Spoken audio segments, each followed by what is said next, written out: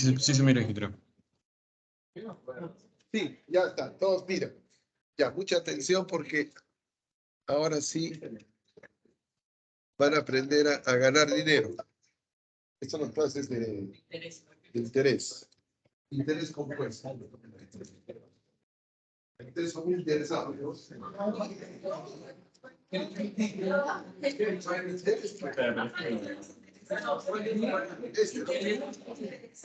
puede ser pagar el costo.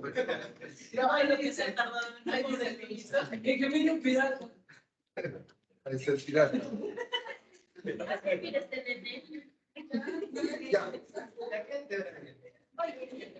Vamos entonces a iniciar la purificación de enzimas. Esto es fácil porque va a leer todo.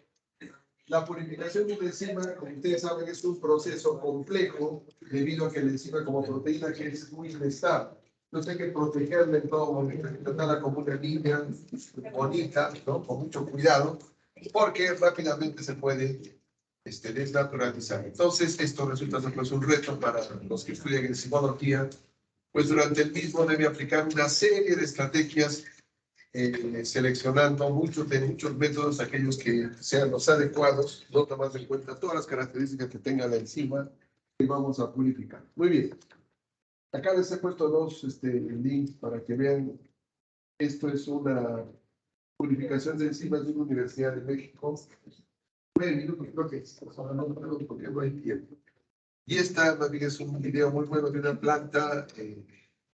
Se puede, está en inglés, pero se puede traducir, está en español, donde muestra cómo es una planta de purificación de enzimas, ¿no? Muy bien, entonces, la purificación de enzimas se ha desarrollado últimamente mucho,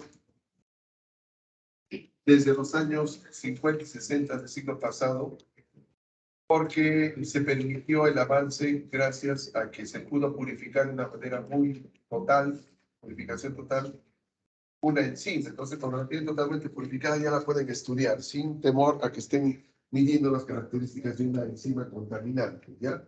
¿Y cómo puedo verificar que está purísima o una electroforesis de proteínas? Solo va a aparecer una banda, obviamente, en el peso molecular que ya se supone conozco de la enzima, y eso me estaría indicando que no hay rastros de óleo, ¿no? Entonces, gracias a eso se puede utilizar las enzimas puras y se pudo estudiar el mecanismo de acción de las mismas. Muy bien. Lo primero que se hace en una purificación de enzima es definir para qué quiero la enzima. La quiero con propósitos de, vamos a utilizarla en un tratamiento médico, por decirlo, donde la enzima tiene que estar recontra pura, porque si está en algún contaminante puede haber un problema grave. Como ejemplo les pongo que cuando se purificó, por ejemplo, hormona de crecimiento a partir de cadáveres humanos, cuando se vio que la escasez de esta hormona era que determinaba que algunas personas no crecían lo suficiente, se empezó a purificar de cadáveres humanos, pero a momentos de la purificación no se manejaban también las técnicas que siempre se colaba alguna proteína de otro tipo, hasta incluso virales, y los primeros pacientes que se les trató con hormona de crecimiento, pues iban a morir con mucha muerte porque llevaban proteínas que definitivamente les causaban problemas de una respuesta inmunológica muy fuerte y los mataban, ¿no? Entonces, era muy complicado esto, ¿no? Al comienzo. Entonces, igual pasaba con las enzimas. Si quiero una enzima pura, actualmente ya es mucho más fácil porque ahora usamos la recombinación genética, la metemos en una bacteria y luego la purificamos de un pool de proteínas de la bacteria y es mucho más fácil, ¿no? Y verificamos con una electroforesis a ver si está totalmente pura. Eso si es que voy a hacer un tratamiento médico. Y esto es el caso del Messi, que se puso como... Claro, pero esa ya es una enzima, es una proteína era que se pone. Actualmente ya no es problema, ya se produce porque es biotecnológicamente el asunto. O sea, ya yo no saco, por decir, un extracto de un cadáver, ya agarro el gen del crecimiento, lo meto necesariamente crecer en una célula de producción eucariota, que es mucho más compleja. Puede ser célula de insecto, puede ser. Han hecho eso en cualquier molecular. Puede ser en células de peces, que son las que viven. Pero es utilizar, pues, los hibridomas, ¿no? Los hibridomas, que son células de cáncer, que tienen la particularidad de una replicación permanente. No, permanente. No sé. Porque si ustedes hacen un cultivo, por ejemplo, de una célula nuestra, llega un punto de que ya no quiere hacer más, se muere, ¿no? Pero estas se mezclan con otro tipo de células que van a ser portadoras del gen de interés y se consigue una replicación indefinida y una producción. Ahí se hace la hormona de crecimiento y ya no hay problema. Ahora ya, miren, mi hijo, por culpa de su mamá, es pequeñito, ¿no? Bueno, por mí también, que soy un poco pequeño. Pero había la posibilidad de hacerlo crecer, entonces, y para ese entonces solo se manejaba la hormona de crecimiento, todavía se vendía la humana, ¿no? La que no era biotecnológicamente producida, entonces no. Pero a los 2 años, 3 años salió la otra, pero después de ver todas las consecuencias que podía tener, dije, mejor no. Ah, no le puse el qué. No, pues se ha quedado casi. Quedó chiquito. Debería crecer. Es chiquito. Se quedó chiquito. Bueno, entonces, cuando se requiere de una hormona, pues recontra pura, por ejemplo, cuando ustedes saben que enzima, perdón, hormona, una enzima recontra pura, pues el costo es grande, pero se puede dedicar. Entonces, cuando uno compra una enzima purísima, pues cuesta caro, ¿no? Generalmente los laboratorios norteamericanos, ingleses, franceses, alemanes las venden. Pero no necesariamente siempre la enzima tiene que estar pura. Obviamente que si es muy pura, pues la metodología de purificación es más costosa. Cuando se usa, por ejemplo, para otro tipo de industrias, por ejemplo, la alimentaria, panificación, fermentación, las enzimas pueden estar contaminadas con otras, pero no pasa nada, no hay problema, ¿no? Entonces, dependiendo de cuál es el propósito, cuál es el uso de la enzima, entonces uno le da el grado de purificación que requiere, ¿no? Es alta pureza, generalmente se debe utilizar o se obtiene pequeñas cantidades de enzima. Si es baja pureza, se puede obtener grandes cantidades de enzima, pero contaminando, ¿no? ¿Cuándo requerimos alta pureza? Cuando vamos a hacer con ella un estudio cinético, cuando vamos a utilizarla para un tratamiento médico, cuando se va a utilizar para algo ya donde se requiere totalmente. Pero si no se requiere pura, no hay problema, ¿no?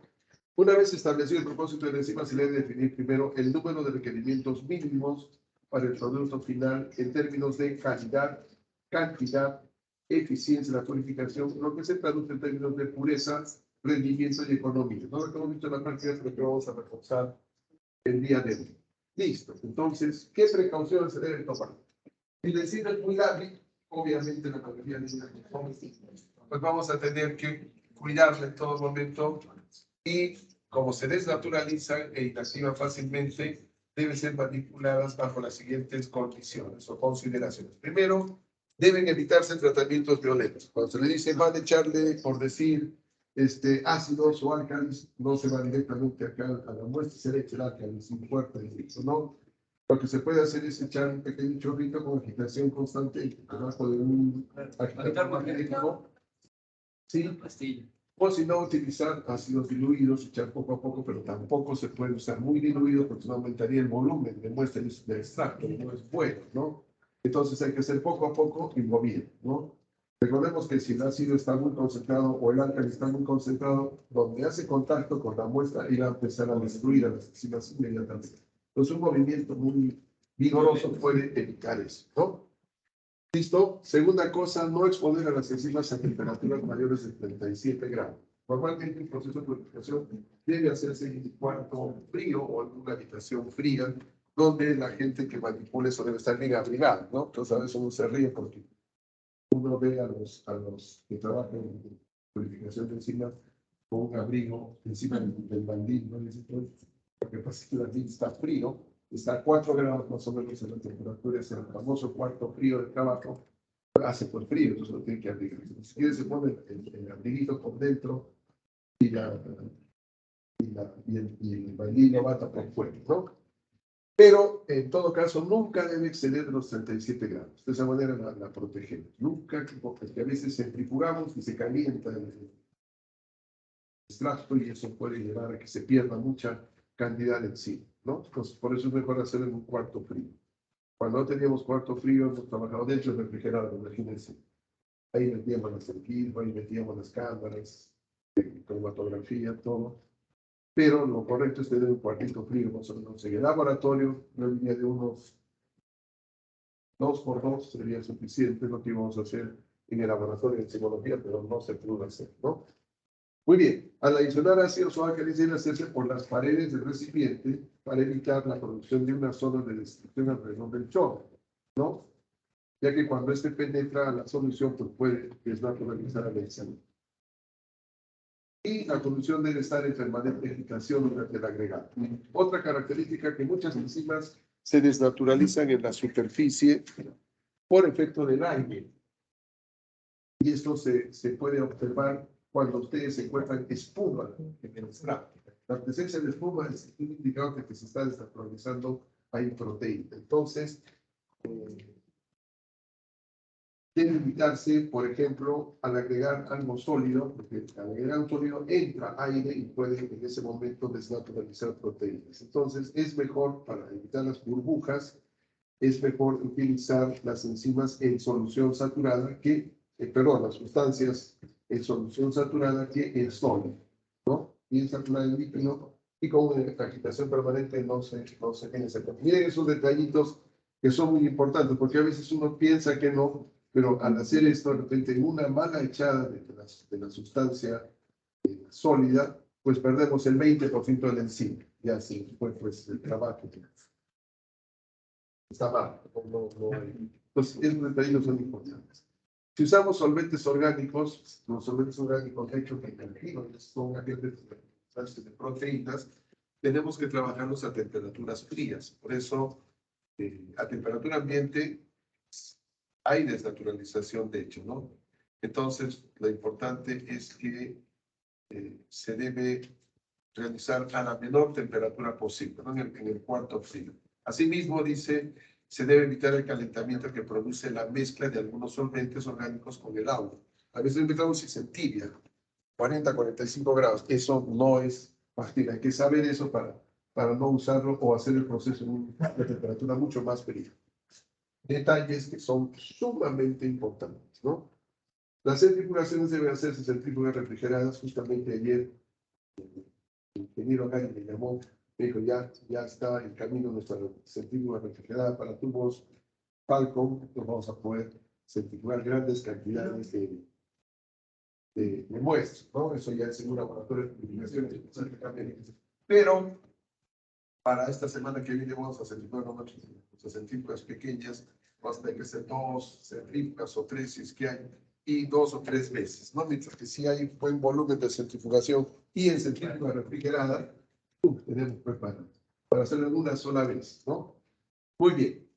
Si las diferencias entre la fase sólida y la líquida, es decir, el sobrante precipitado es pequeña, es mejor filtrar que centrifugar.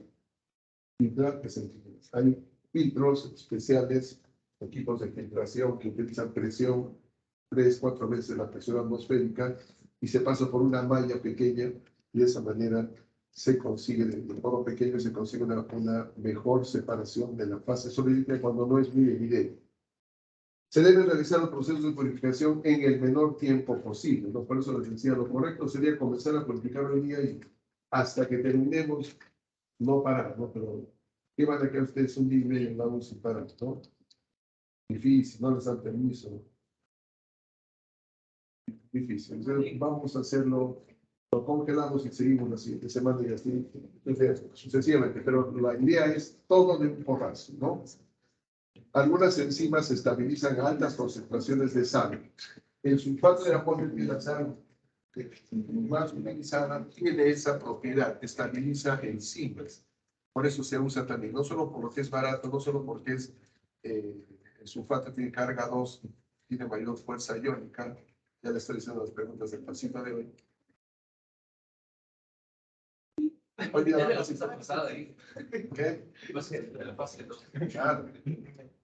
pero cuando hacemos cálculo de fuerza iónica, ya decir la idea. Ya. El secado de una enzima es mejor hacerlo en vacío y a temperaturas bajas a partir de soluciones congeladas. O sea, la liofilización. ¿Han visto un liofilizador alguna vez? ¿Sí? ¿Han usado? Sí. No, no hemos visto, pero sí sabemos el concepto, pero Ya. no hemos visto. Bueno, lo vamos a ver en las partes de purificación de enzimas microbianas. Creo que acá mismo, más adelante. Ya. Pero se prefiere una liofilización, porque si ustedes van a evaporar el solvente, no lo van a hacer nunca con calor, la mata ya de encima, ya está muerto, ¿no? Se deben tomar precauciones para evitar la contaminación microbiana. Les va a parecer mentira, pero se comienza un proceso de purificación. Si es muy largo, hay que poner antibiótico, hay que poner antimicóticos. Se matarán del centro. No, no hay antibiótico administrado, no, porque si lo van a dejar un día, 2 días, se llena de microorganismos y se infecta y se malogra todo, ¿no? Entonces, esas precauciones hay que tomarlas en consideración. ¿Cuáles son las etapas que deben hacer el proceso de purificación? Primero, se debe seleccionar los métodos de purificación. Yo les dije que con 6 etapas sería ideal, es lo que se hace actualmente en las plantas purificadoras que se hacen millonarios vendiendo enzimas. 6 etapas suficientes, ¿no? Pueden ser 3 etapas de baja resolución como precipitación o 2 etapas de baja resolución y 4 de alta resolución como cromatografías, electroforesis, esas cosas, ¿no? Entonces, dependiendo de las características de la enzima que vamos a purificar y de las proteínas contaminantes que están en el extracto que voy a purificar, yo hago una secuencia de etapas y las pruebo. Eso puede ser una tesis tranquilamente para graduarse, ¿no? Pruebo diferentes métodos de purificación y veo cuál es el más eficiente, el cual recupero más sencillo. Entonces, los que no recupero, los retiro, este no sirve, este sí, este no. Vuelvo a hacer mi planteamiento y saco una secuencia de etapas de purificación con un alto rendimiento y eso tranquilamente es un trabajo que puede publicarse en cualquier revista de psicología, ¿no? Con alto nivel de ciencia, ¿no? Bueno, también esas cosas han sido por etapas, ¿no? Los enzimólogos de los años 70 y 80, pues todas las publicaciones eran en purificación. Bueno, vamos a ver esto más adelante. Ya. ¿Qué se debe tomar en cuenta para escoger las etapas de purificación? Primero, hay que conocer a la enzima. Seguro que me voy a olvidar. 1:07, o sea, me quedan 8 minutos, ¿no? Ya.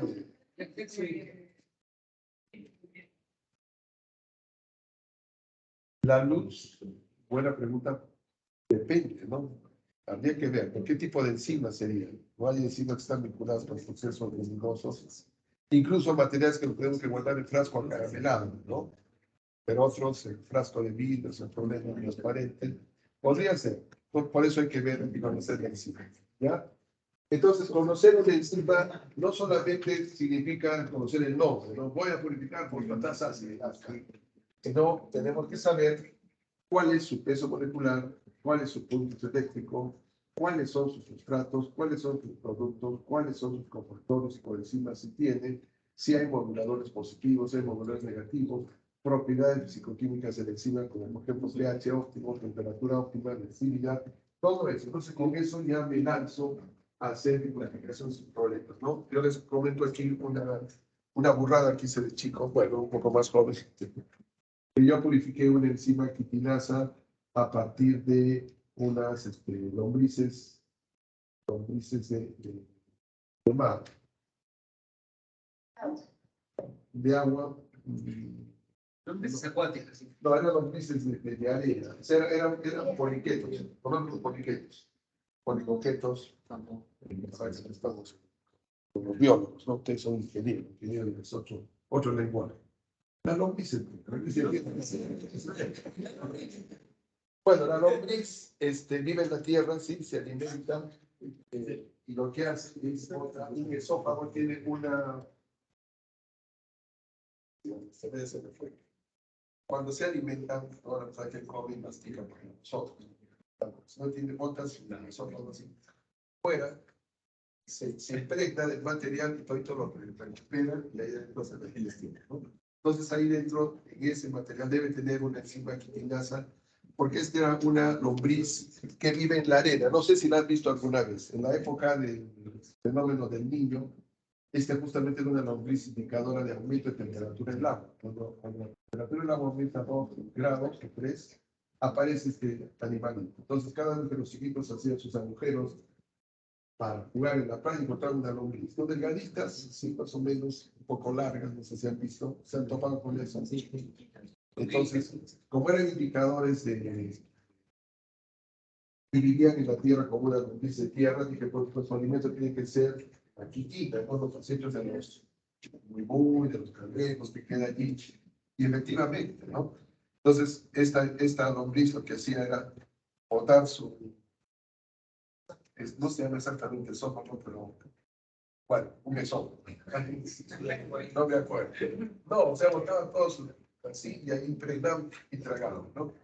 Entonces, ahí necesariamente estaba la enzima quitinasa que yo estaba buscando. ¿Por qué? Porque en ese entonces vi que en las playas se acumulaban grandes cantidades de quitina, y la quitina es un polímero de N-acetilglucosamida, que si le quito el grupo acetilglucosamida es pura glucosa. Entonces, es una excelente fuente de glucosa, ¿no? Como un combustible, sí, no es lo permite. Entonces, esa puede ser una buena opción. Pero yo agarré y busqué la actividad de mi lombriz y decía, ¿y ahora cómo mido la actividad, no?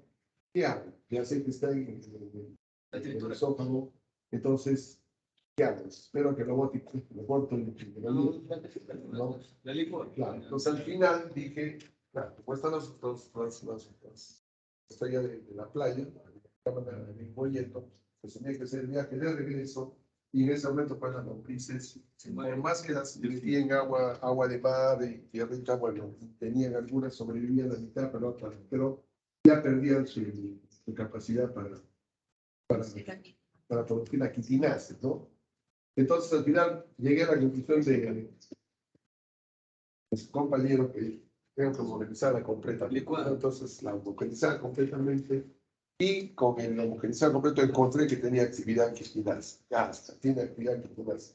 Pero era muy poquita, como malo, que tanta lombriz que traes, que pasaba todo el día sacando lombrices y al final una actividad súper ridícula, ¿no?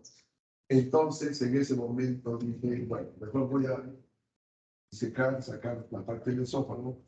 No se pudo, porque mientras demoraba la disección, estaban sacando unas 40 lombrices, 2 a la media hora, 3, ya no había nada de actividad. ¿Ven? O sea, detalles.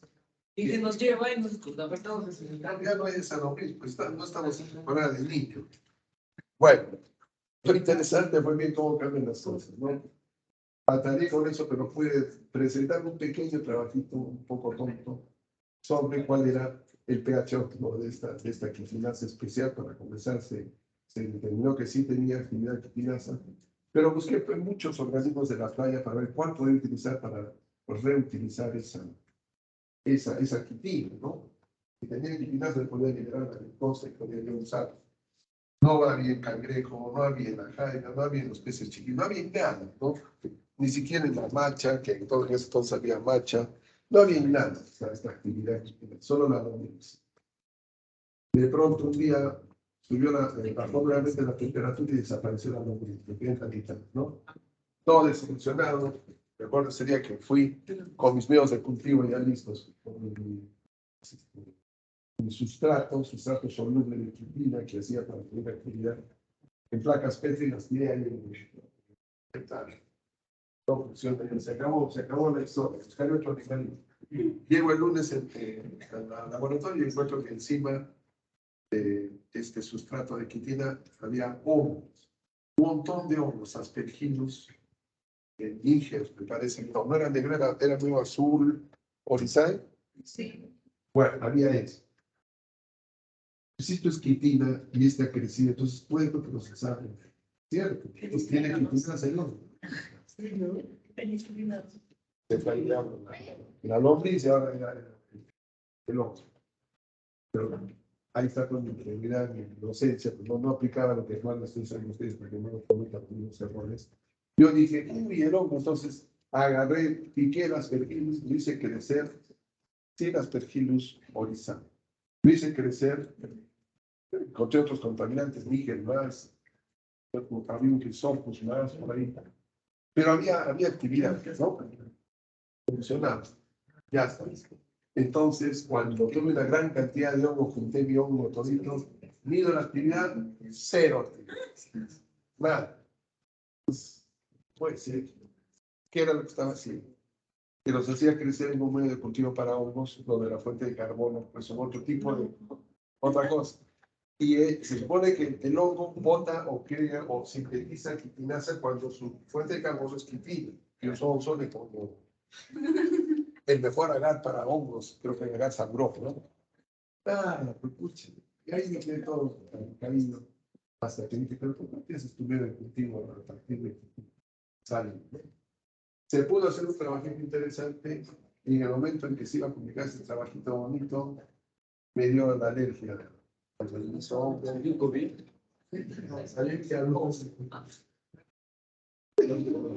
Bueno, 2 veces escondido, ahí dije, nunca más. Por eso tengo miedo de hacer esta planificación, no, por eso estamos haciendo con vegetal. Bueno, pero esto es importante saber. Sí, sí. Lo voy a pegar allá nomás, pues, ya. Entonces, terminemos aquí. Ya es hora. Tiene que marcarte salida. No, pues, marco allá nomás entra y salida. Es que si no he marcado entrada, no puedo marcar salida. El contingente, como que dice, tengo que decir, con super profesor estadística, no sabía, no marcaba. Entonces, me apoyo, ¿no? Sí. Le voy a decir ahora que están tratando. Ya, terminemos esta larga. A ver. Se debe saber sobre el medio natural del enzima, si es intracelular o extracelular, si está unida a membrana celular u otra estructura subcelular, si existen impurezas en la fuente de extracción que pueden inhibir la enzima o la presencia de proteasas en la misma, etc. Entonces es importante hacer una revisión amplia sobre el informado en la literatura acerca de la necesidad purificada. Nunca vayan desde cero. Eso es algo que yo le explicaba un poco a algunos ingenieros químicos que tenían una idea de un trabajo experimental y decían que esto es así, sí, pero infórmate, pues no, no es mi idea. Pero esto ya lo debió haber hecho alguien antes. Y vas a encontrar errores. Claro. Pero no, pero los ingenieros químicos comenzaban, no, es que no es mi idea. Y no se hagan, busquen, y si la información está en pakistaní o en árabe, pues háganlo traducir, no hay problema, pero lean y sepan que se puede hacer. Muy bien, ya, ahí nos quedamos, perdón el medio. Tenemos que ir al estadio a alentar a nuestros. ¿Quién va a ir al estadio? Yo. Pero alentar a quién, al Mega Alianza.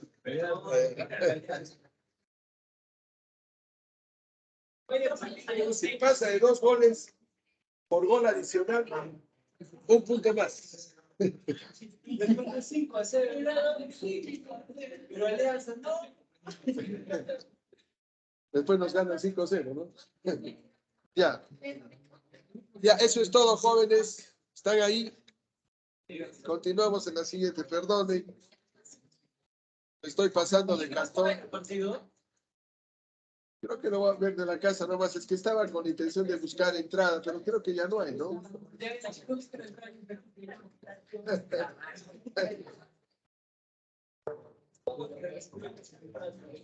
Ahorita tu compañero me va a dar la suya.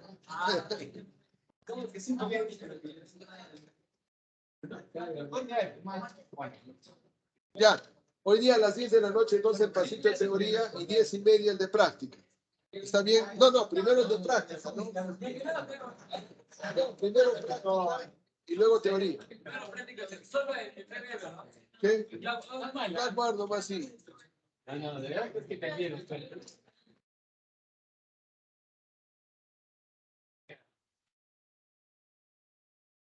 Ya no sé cómo se apaga, mucha que estoy. Sí, soy yo, entonces debo cerrar.